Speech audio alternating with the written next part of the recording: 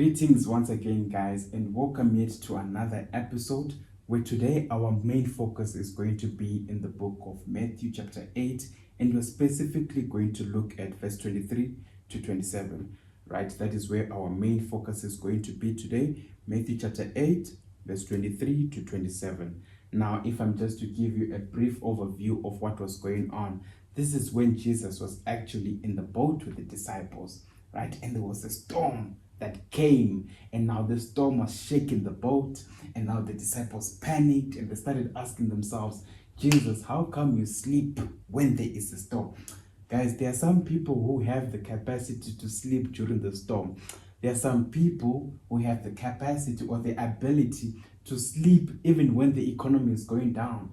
And the other people will ask you, how come you sleep when the economy is going down? How come you sleep when there's a regression? How come you sleep when the markets are going down? How come you sleep when there's no jobs? How come you sleep? How come you're so calm in all this chaos?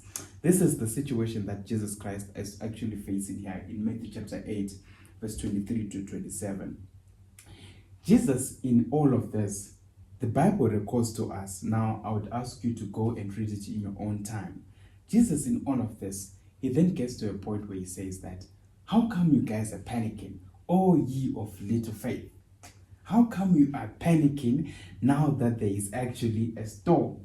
How come you are looking at this and you are panicking at all of these things that you are seeing? Don't you know that you have the authority to calm the storm that you're actually facing? Now, what was making the disciples afraid was not the wind, but it was the waves. But they did not realize that what was actually happening, the waves did not just rise from nowhere. The waves were being caused by the wind. Can I repeat that, guys? What was making the disciples to be afraid? It was not the waves. Oh, let me repeat that.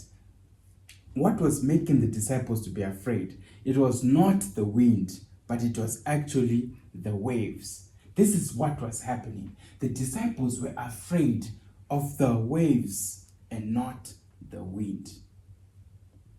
Not realizing that the waves are a byproduct of the wind. Unless if you face that which is invisible, you are going to remain with the same situations in your own life. This is the situation, or this is the message that the Bible is bringing across to us in this scenario.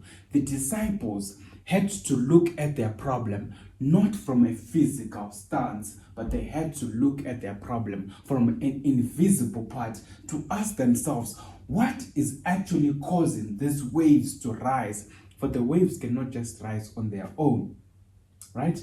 The waves cannot rise on their own. There had to be something that was pushing these waves to come, and there had to be something that was pushing these waves to go and attack the disciples. And this is the first thing that Jesus realizes when he wakes up.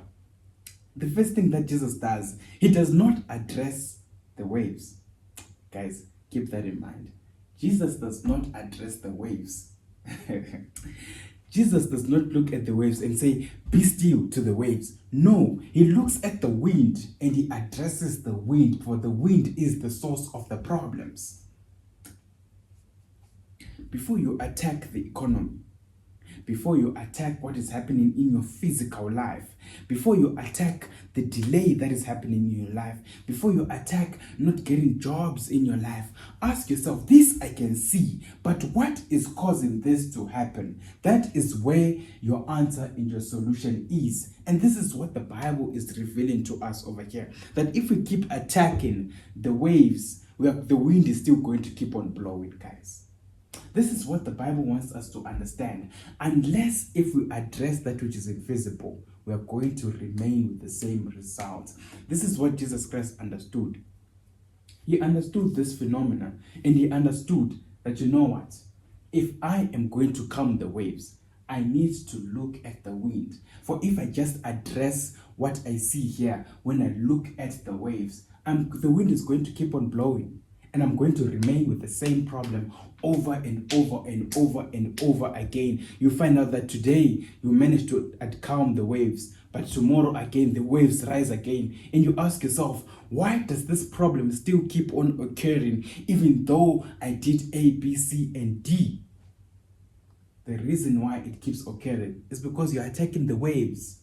Look at it from a broader view and ask yourself, okay, I see the wave. I don't know what wave you're facing in your life, but ask yourself, I see the wave, but what is actually causing this wave to happen in my own life? This is what the Bible wants us to look at. What is actually causing this wave to happen in my own life? Now, if you can attack that, you're going to sort out all your problems in life.